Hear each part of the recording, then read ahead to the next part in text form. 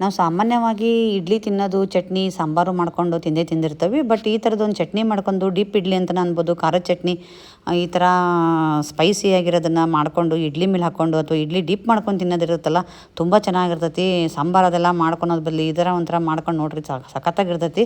ಸರಿ, ಹೇಗೆ ಮಾಡ್ಕೊಳೋದನ್ನು ನೋಡ್ಕೊಂಬರ್ರಿ. ಇಲ್ಲೊಂದು ನಾನು ಮಿಕ್ಸಿ ಜಾರ್ ತೊಗೊಂಡ್ಬಿಟ್ಟು ನಾನು ಇಲ್ಲಿ ಕಾಯಿ ತುರಿ ಅಥವಾ ಇಲ್ಲ ಕಟ್ ಮಾಡ್ಕೊಂಡು ಏನು ಬೇಕಾದ್ರೂ ಹಾಕ್ಕೊಳ್ರಿ. ನಾನು ಇಲ್ಲಿ ಕಟ್ ಮಾಡ್ಕೊಂಡು ಹಾಕ್ಕೊಂಡಿದ್ದೀನಿ ನಾನು ಹಸಿ ಕಾಯಿನ, ಫ್ರೆಶ್ ಆಗಿರೋದನ್ನು. ಹಾಗೆ ಇಲ್ಲಿ ಕೊಬ್ಬರಿ ಅಳತೆ ಕಡಿಮೆ ಇರಬೇಕು, ಪುಟಾಣಿ ಜಾಸ್ತಿ ಇರಬೇಕು.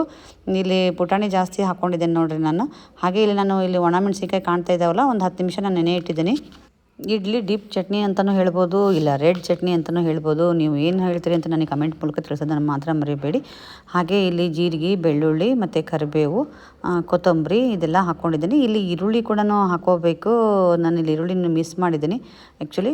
ಕೊತ್ತಂಬರಿ ಮತ್ತು ಹಸಿ ಶುಂಠಿ ಇದೆಲ್ಲ ಹಾಕಿಬಿಟ್ಟು ಏನು ರುಚಿ ತಕ್ಕಷ್ಟು ಉಪ್ಪು ಹಾಕ್ಕೊಂಡು, ಡಿಪ್ ಮಾಡಿದ್ದು ಮೆಣಸಿನ್ಕಾಯಿ ಇದಾವಲ್ಲ, ಇದು ಖಾರ ಇಲ್ಲದಾದ್ರೆ ನೀವು ಜಾಸ್ತಿ ಹಾಕ್ಕೋಬೋದು. ಇಲ್ಲಿ ಹಾಕ್ಕೊಂಡು ಇಲ್ಲಿ ಒಂದು ಹಸಿ ಮೆಣಸಿನ್ಕಾಯಿ ಖಾರ ಇರೋದು ಹಾಕ್ಕೊಂಡ್ರೂ ಬರುತ್ತೆ.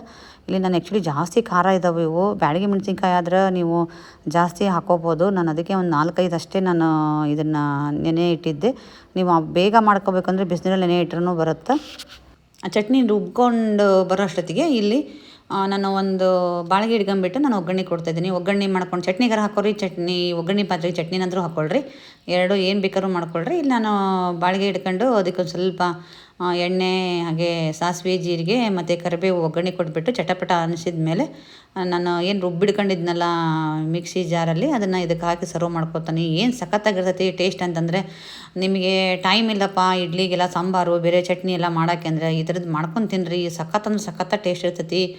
ಮತ್ತು ರೈಲ್ವೆ ಸ್ಟೇಷನ್ ಆಯಿತು, ರೈಲ್ವೆ ಟ್ರೈನಲ್ಲೆಲ್ಲಾದರೂ ಈ ಥರ ಡಿಪ್ ಇಡ್ಲಿ ಎಲ್ಲ ಬಂದಿತ್ತು. ನಾನು ತುಂಬ ದಿನದಿಂದ ಅನ್ಕೋತಿದ್ದೆ ಈ ಥರ ಮಾಡಬೇಕು ಅಂತಂದು ಹೇಳಿ, ಬಟ್ ಮಾಡೋಕ್ಕಾಗಿರಲಿಲ್ಲ. ಇವತ್ತು ಇಡ್ಲಿ ಮಾಡ್ಕೊಂಬಿಟ್ಟು ನಾನು ಈ ಥರದ್ದೊಂದು ಚಟ್ನಿ ಮಾಡಿಕೊಂಡು ತಿಂದೆ. ನಿಜವಾಗ್ಲೂ ನೋಡಿರಿ ಎಷ್ಟು ಚೆನ್ನಾಗಿ ಬಂದೈತಿ. ತರಿಯಾಗಿ ಇರಲಿ, ಭಾಳ ಸಣ್ಣನೂ ಮಾಡೋಕ್ಕೆ ಹೋಗ್ಬೇಡ್ರಿ, ಆಮೇಲೆ ಗಟ್ಟಿನೂ ಇರಬಾರ್ದು. ಇದು ಭಾಳ ತೆಳ್ಳಗೂ ಮಾಡ್ಕೋಬಾರ್ದು. ತೆಳ್ಳಗಾಗ್ಲಪ್ಪ ಡಿಪ್ ಮಾಡ್ಕೋಬೇಕು ಅಂತ ಸಾಂಬಾರು ಗತಿ ಮಾಡ್ಕೊಂಡ್ರೆ ಅದು ಚೆನ್ನಾಗಿರೋಂಗಿಲ್ಲ. ಕನ್ಸಿಸ್ಟೆನ್ಸಿ ಕರೆಕ್ಟಾಗಿರಲಿ ಅಂತ ನಾನು ಹೇಳೋದು. ಇದನ್ನು ಮಾಡ್ಕೊಂಬಿಟ್ಟು ನಿಮಗೆ ಎಷ್ಟು ಕ್ವಾಂಟಿಟಿ ಬೇಕು ನೋಡು ಆ ಲೆಕ್ಕಕ್ಕೆ ನೀವು ಇನ್ನೊಂದು ಸ್ವಲ್ಪ ನೀರು ಹಾಕ್ಕೊಂಡು ಸೇರಿಸ್ಕೊಂಡ್ರಿ ಅಂದರೆ ಮಿಕ್ಸಿ ಜಾರಲ್ಲಿ ಸಖತ್ತ ಟೇಸ್ಟ್ ಇರ್ತೈತಿ.